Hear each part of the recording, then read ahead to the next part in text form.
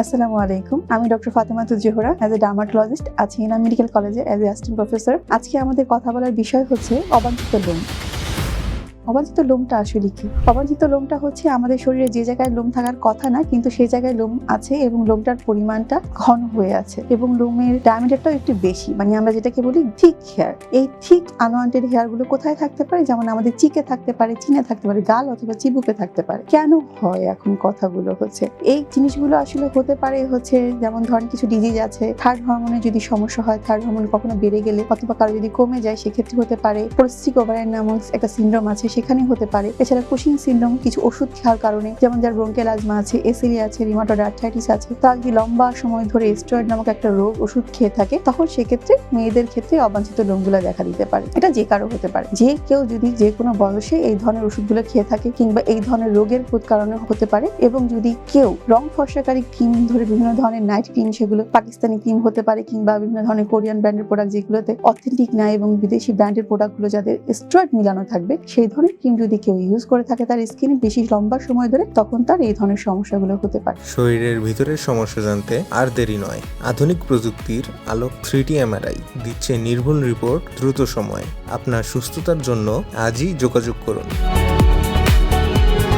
এখন তো দেখা গেল আমরা জানলাম যে অবাঞ্ছিত লোমটা কি এবং কি কারণে হতে পারে, আমাদের করণীয় এবং এর পরবর্তীতে আমরা কি করতে পারি। সেক্ষেত্রে প্রথমে আমরা যেটা করবো, আমরা একজন ডার্মাটোলজিস্টের শরণাপন্ন হবো এবং আমাদের রোগের কারণটা আমরা নির্ণয় করার চেষ্টা করবো যে আমি কি ক্রিম মাখছি না আমি কোনো ক্রিম মাখছি না, তাহলে আমি কি করছি, আমি কোনো ওষুধ খাচ্ছি কিনা, না আমি তো কোনো ওষুধও খাচ্ছি না, তাহলে বাকি থাকলো কি আমার রোগগুলো আছে কিনা, যে আমার কি থাইরয়েড সমস্যা আছে, আমার কি পলিসিস্টিক ওভারিয়ান সিনড্রোম আছে, তাহলে আমার সেই টেস্টগুলো করতে হবে। টেস্টগুলো করার পরে যদি দেখা গেল যে না আসলে আমার এগুলো কোনোটাই নেই, কিন্তু তারপরও হতে পারে আমার কেন, যেহেতু আমার পরিবারের অনেকেরই আছে, আমার মা খালাদের এরকম অবাঞ্ছিত লোম সমস্যা আছে, তখন সেক্ষেত্রে আমার করণীয়টা কি, যে কোনো কারণেই হোক, আমার পরিবারের সবার থাকুক কিংবা আমার কোনো ক্রিম মাখার কারণেই হয়ে গেল, যেটা আমার ভুল হয়েছিল একসময়, আমি আর পরবর্তীতে সেই ভুলটা করবো না এবং আমার আশেপাশে সবাইকে আমি নিষেধ করবো যাতে এই কাজটা কেউ না করে, আমার বোন হোক, আমার বান্ধবী হোক, সবাইকে আমি বুদ্ধিটা দিব, পরামর্শটা দিব। এরপরে আমি কি করব, তাহলে আমার এখন করণীয়টা কি, আমি কি করতে পারি। আমার এই অবাঞ্ছিত লোমগুলো নিয়ে তো আমি থাকতে পারবো না, দেখতে তো আমাকে খারাপ লাগছে, আমার ব্যক্তিত্ব বিকাশের ক্ষেত্রে এটা বাধা হয়ে দাঁড়াচ্ছে। তখন আমি যেটা করতে পারি, আমি ডার্মাটোলজিস্টের মাধ্যমে থেরাপি নিতে পারি। কি থেরাপি, সেটার নামটা কি, সেটার নাম হচ্ছে ডায়োড লেজার করা যায়। এই ডায়োড লেজারের মাধ্যমে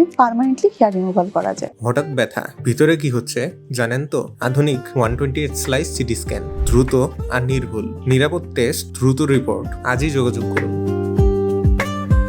এই পার্মানেন্টলি হেয়ার রিমুভালটা কোথায় কোথায় হয়? বিভিন্ন ধরনের ডায়াগনস্টিক সেন্টারগুলো, ডার্মাটোলজিস্ট যে সেন্টারগুলো আছে, সেগুলোতে নিরাপদভাবে এবং ব্যথামুক্তভাবে এই থেরাপিগুলো দেওয়া হয়। এছাড়া বিভিন্ন ধরনের ক্রিম আছে, যেমন ভ্যামিফ্লো, অনেক আমাদের দেশের স্বনামধন্য প্রতিষ্ঠানে কিছু ক্রিম আছে, সেগুলো যদিও খুব বেশি কাজ করে না, তারপরও কিন্তু যদি কোনো রোগ থেকে থাকে অবশ্যই আগে রোগের চিকিৎসা করতে হবে, তারপর অবশ্যই লেজার থেরাপি নিতে হবে। লেজার থেরাপি দিলে যদি আপনি আর এই রোগগুলো থেকে কন্ট্রোলে রাখতে পারেন এবং ক্রিম মাখা বন্ধ করতে পারেন, তাহলে কিন্তু পার্মানেন্টলি হেয়ার রিমুভাল করা সম্ভব। সবশেষে আলোক হেলথ কেয়ার এবং হাসপাতাল সুনামের সাথে দীর্ঘ 30 বছর ধরে এই অঞ্চলে কাজ করে যাচ্ছে। তাই পরিশেষে বলবো, আলোকের সেবা নিন, সুস্থ থাকুন, মনে রাখবেন সুস্থ জীবন সুন্দর পৃথিবী। আসসালামু আলাইকুম, সবাইকে ধন্যবাদ। সুস্থ জীবন সুন্দর পৃথিবী।